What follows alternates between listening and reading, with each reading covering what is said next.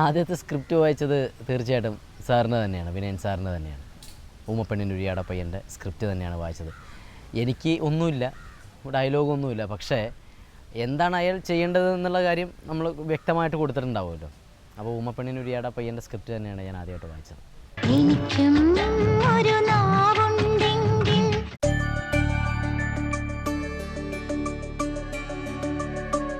എൻ്റെ ആദ്യ നായികയ്ക്ക് മുമ്പുള്ള എക്സ്പീരിയൻസ് ആയിരിക്കും കുറച്ചുകൂടി രസം. കാരണം കാവ്യനെ ഊമപ്പെണ്ണിനൊരിയാട പയ്യൻ എന്ന് പറയുന്ന ചിത്രത്തിൽ വന്നപ്പോൾ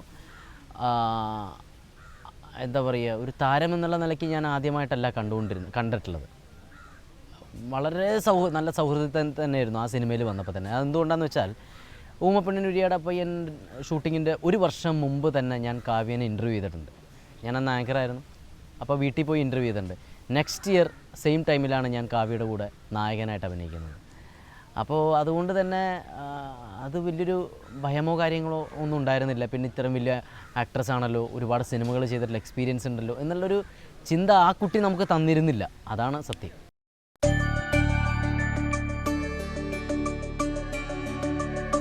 വിനയൻ സാറിൻ്റെ ഒപ്പമുള്ള എക്സ്പീരിയൻസ് എന്ന് പറയുന്നത്, ആദ്യ സംവിധായകനാണെങ്കിലും എന്നെ സംബന്ധിച്ച് ആദ്യ സംവിധായകനാണ്. അദ്ദേഹത്തെ സംബന്ധിച്ച് ഒരുപാട് താരങ്ങളെ ഇൻട്രൊഡ്യൂസ് ചെയ്തിട്ടുള്ള ഒരു സംവിധായകനും ആക്ടറുമാണ്.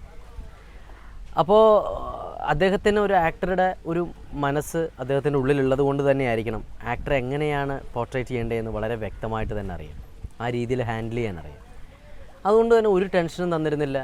ഞാൻ പറഞ്ഞല്ലോ, നമ്മൾക്ക് ആദ്യമായിട്ട് ക്യാമറയ്ക്ക് മുമ്പിൽ നിൽക്കുന്നു, ഇത്രയും വലിയൊരു കഥാപാത്രം ചെയ്യുന്നു, അതിൻ്റെ ടെൻഷൻസ് ഓഫ് കോഴ്സ് ഉണ്ടാവും. തെറ്റിപ്പോകുമോ എന്നുള്ള ഒരു ടെൻഷനും കാര്യങ്ങളൊക്കെ ആയിരിക്കും കൂടുതൽ നമുക്ക് ഉണ്ടാകുക.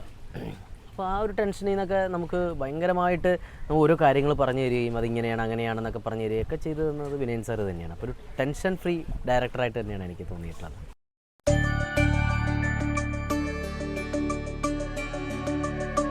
എൻ്റെ ആദ്യ സ്റ്റണ്ട് എക്സ്പീരിയൻസ് എന്ന് പറഞ്ഞാൽ അതൊരു ഒരു അനുഭവം എനിക്കല്ലായിരുന്നു, അത് നാട്ടുകാർക്കായിരുന്നു, കാണുന്നവർക്കും.